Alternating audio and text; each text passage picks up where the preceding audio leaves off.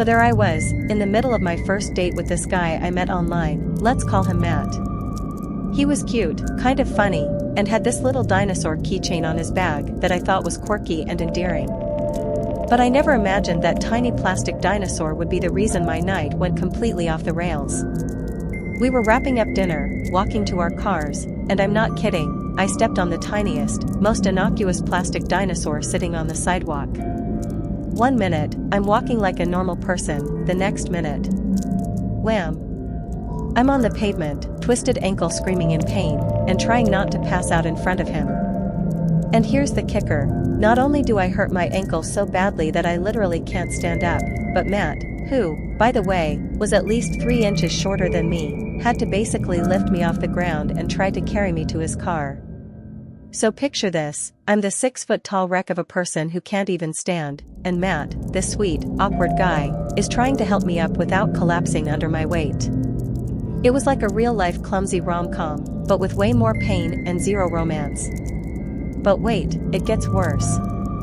We're driving to my place, and I'm sobbing, not just from the pain, but from the sheer embarrassment of the situation. I mean, my first date, and I'm literally on the floor. And while I'm quietly trying to pull myself together, what does Matt do? He casually turns to me, like it's no big deal, and drops this bombshell, I'm still in love with my ex. Okay, what? In the middle of my personal disaster, he decides to bring up his unresolved feelings for someone else. I couldn't even process that. I was too busy trying to figure out how to stop crying from the pain, but also, like, why would you say that now? Why not? I don't know, never say that. But here's the best part, we get to my apartment, and instead of, staying to make sure I was okay, Matt pulls the I'll just drop you off and let your roommate handle it move. Like, I'm sobbing and limping to my front door, and he just leaves. Peace out, dude. So there I was, on crutches a few hours later in the ER, getting an x-ray to make sure my ankle wasn't shattered, while my date was already long gone. I spent the rest of the night on the couch with an ice pack, binge-watching Glee for emotional support.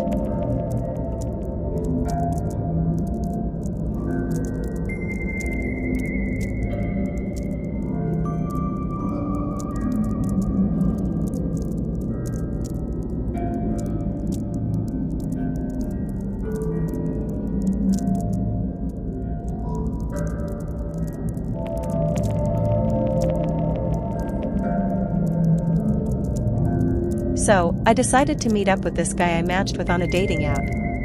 Let's call him Ethan, because he just looks like an Ethan, right? We agreed to grab brunch at this cute little cafe that I was super excited about. I get there, right on time, sit down, and wait, and wait, and wait.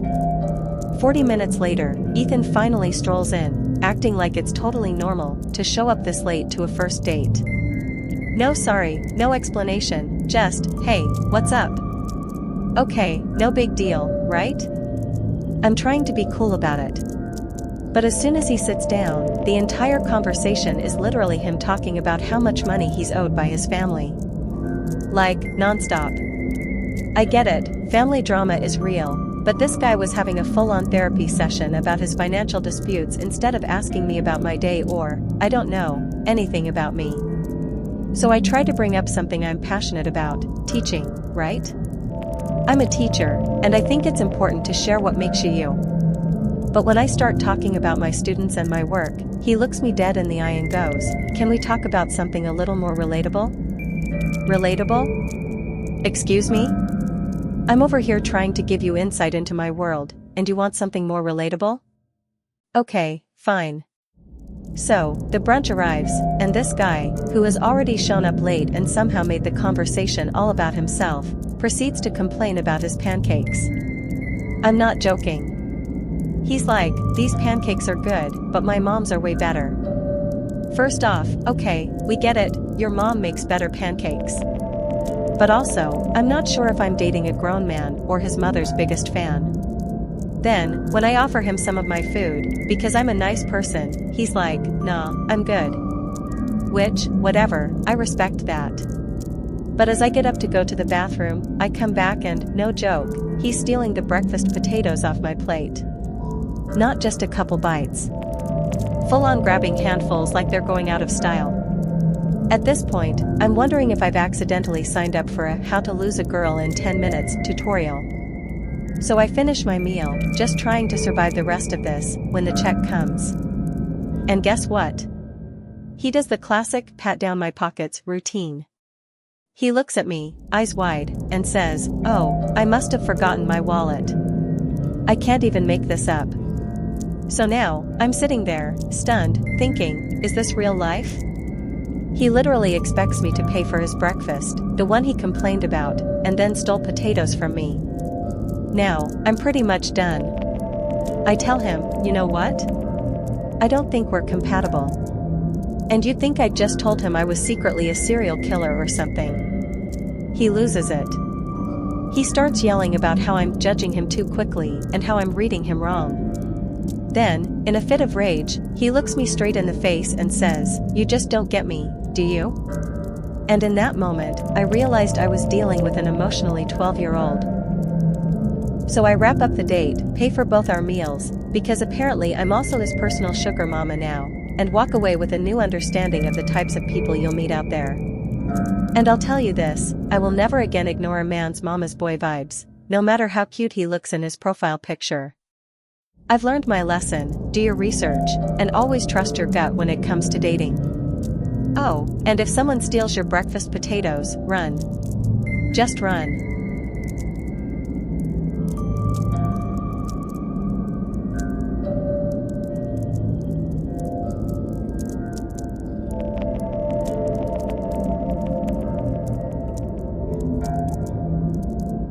Okay, so you know when people say, this date was a nightmare? Well, this one was an actual horror show. And I'm not talking about the he just wasn't the right guy kind of nightmare. No. I mean the kind where you question your life choices and wonder if you've somehow entered the twilight zone. So, I've just finished babysitting my niece, right? I'm still in amp mode, you know, not drunk, fully sober, just thinking about how cute my niece looked in her little unicorn pajamas. I meet up with this guy I had matched with on a dating app, let's call him Jay, and things go south immediately. I should have known something was off when he shows up to the date blackout drunk. I'm talking slurring, swaying, the whole 9 yards. And I'm sitting there, trying to process this while sipping on my iced tea, and he orders me, a tequila, a glass of red wine, white wine, a vodka soda, a gin cocktail, and shots. I'm looking at this table like, am I in a bar or a hostage situation? But he's like, drink up, babe, we're having a good time. So I thought, fine, I'll have a couple of shots to get through this nightmare. I ripped 2 shots, and that's it, not touching the rest of it. I'm like, I'm not going down with this ship. We're not even on the same planet right now. So, fast forward to his place, even though I told him, explicitly, that I wasn't hooking up, and he cranks up some really awful hip-hop, like 2005 club bangers that should have stayed in the past. I'm trying to stay polite, but I'm already just imagining what's going to happen next. And then, boom, his roommate comes out of the bathroom, completely naked. And not in a I'm cool with my body way, but more like I forgot where my clothes are. I just stood there, staring at this dude like he was a ghost. Like, I have no idea how to react to this level of chaos. Jay, completely oblivious, is like, oh yeah, my roommate's a nudist, and I'm like, I don't know what to do right now. But it gets better. Jay, the guy who was basically a walking party disaster, starts telling me that his only ambition in life is to be rich. And that's it. No plans. No goals. Just I want to be rich. I'm sitting there, my brain trying to process this and the naked roommate scenario at the same time, and I'm thinking, this is how people end up on Netflix documentaries, isn't it? Somehow, the night ends, and Jay insists on calling me a cab home at 2 a.m.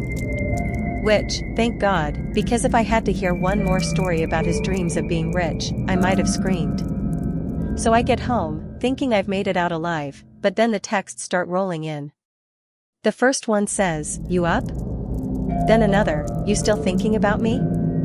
Then 47 more texts in a row, like I'm supposed to respond to all of them. He's like, "Babe, I thought you were special. Give me another chance. Let's go on a picnic. A picnic? At 2:30 in the morning? I blocked him immediately, but the man was persistent. So I do what any sane person would do, I ignore him. Every Thursday for the next few weeks, I get the same text, "You out tonight?" And every time, I say no.